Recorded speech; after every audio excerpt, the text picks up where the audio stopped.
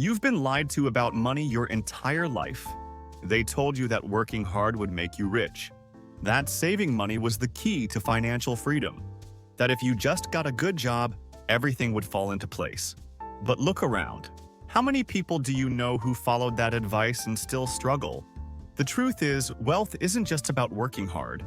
It's about understanding how money works. And that's exactly what this book, You Deserve to Be Rich by Rashad Bilal and Troy Millings, is here to teach. This isn't just another self-help book about money. It's a step-by-step guide to changing the way you think about wealth, breaking free from financial struggles, and building generational wealth. If you're tired of feeling stuck, overwhelmed, or just plain lost when it comes to money, this is the book you need. By the end of this video, you're going to have a completely new perspective on how to make, manage, and multiply your money. Let's get into it. Rashad Bilal and Troy Millings are the minds behind Earn Your Leisure, one of the most powerful financial literacy platforms today. Rashad spent years as a financial advisor, seeing firsthand how the wealthy built and protected their money. Troy, as an educator, saw the gaps in the school system, how financial education was completely missing. Together, they built a platform that has educated millions of people on financial literacy, investing, and entrepreneurship. They've interviewed billionaires, celebrities, and self-made millionaires, and they've broken down the strategies that actually work. And now, they've put it all in this book. One of the first things they emphasize in You Deserve to Be Rich is that financial success starts in your mind. Most people are conditioned to think about money in a way that keeps them broke. They share a story about a man named Jordan, who grew up in a household where money was always a source of stress. His parents argued about bills every month. Whenever he asked for something, the answer was always, "We can't afford it." So Jordan grew up with the belief that money was scarce, that it was hard to get, and that no matter how much you made, you'd always struggle.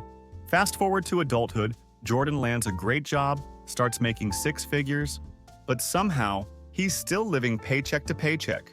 Why? Because deep down, he believes money is temporary. He believes struggle is normal. So he spends recklessly, avoiding investing, avoiding budgeting, because he never truly believes wealth is for him. It's only when he starts to rewire his thinking reading books, surrounding himself with financially successful people, that he starts making different decisions. Instead of blowing his paycheck, he starts investing. Instead of thinking of money as something that controls him, he starts controlling it. This is what Rashad and Troy mean when they say mindset is everything. The way you think about money determines how you use it. Ask yourself, what's your first memory of money? Was it positive or negative? Drop a comment below. I'd love to hear your experience. Now let's talk about why. Financial literacy is the biggest missing piece in most people's lives.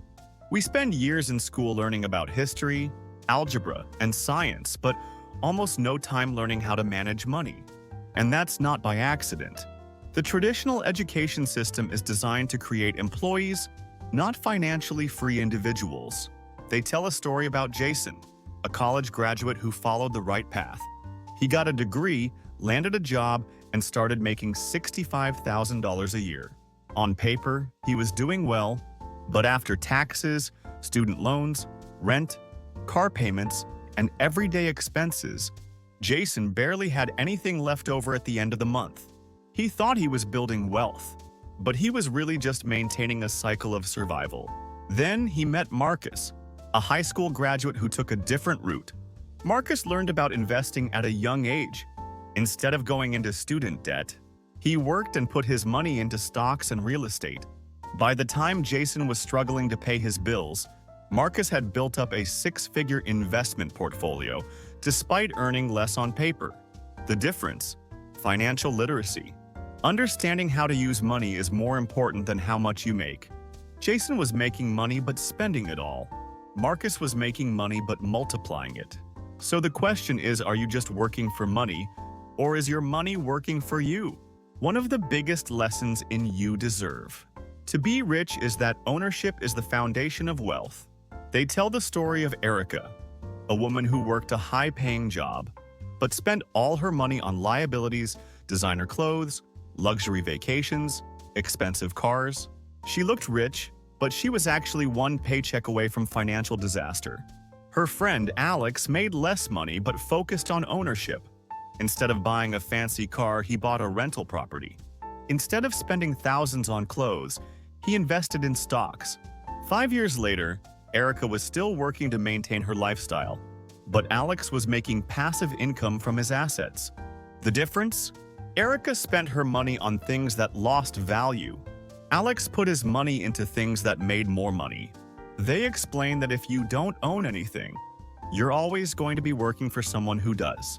They break down how the wealthy buy assets that generate income, real estate, stocks, businesses, while the middle class spends money on things that lose value. If you want to build wealth, you have to shift from being a consumer to being an owner. One of the most powerful sections of this book talks about how networking and relationships can accelerate your financial success. They share a story about Kevin, a guy who was stuck in a low-paying job. He worked hard, but no matter what he did, he couldn't seem to get ahead. Then, he started attending networking events, surrounding himself with people who were financially successful. Through one of those connections, he learned about an investment opportunity in commercial real estate. He took a chance, invested a small amount, and within a year, his investment had doubled. Kevin realized something important: who you know can change your entire financial trajectory. Wealthy people don't just have money, they have access to opportunities. And if you're not exposing yourself to bigger conversations, you're limiting your potential. If you're only surrounded by people who think small, you'll stay small. Start networking. Start learning from people who are where you want to be. The final major takeaway from this book is the importance of multiple streams of income. Most people rely on a single paycheck, and that's why they struggle. They tell the story of David, a corporate employee who lost his job unexpectedly. Because he had only one income source, he was instantly in financial crisis. Compare that to Sophia, who built multiple streams of income. She had her job, but she also had a side business, rental properties, and investments. So when her job disappeared, she was still financially secure. Rashad and Troy emphasize that the key to financial freedom is creating income. Streams that don't require you to trade time for money. That could be investments, digital products, real estate, or anything that pays you whether you work or not. The goal isn't just to make money, it's to create a system where money keeps coming in. You Deserve to Be Rich is more than just a book. It's a financial blueprint. It breaks down the mindset, strategies, and habits that separate the wealthy from the struggling. The biggest lesson? Money isn't the problem. The problem is how we've been taught to use it. If you want to change your financial future, you have to change your approach. What's the biggest financial lesson you've learned in your life? Drop it in the comments. I'd love to hear your thoughts.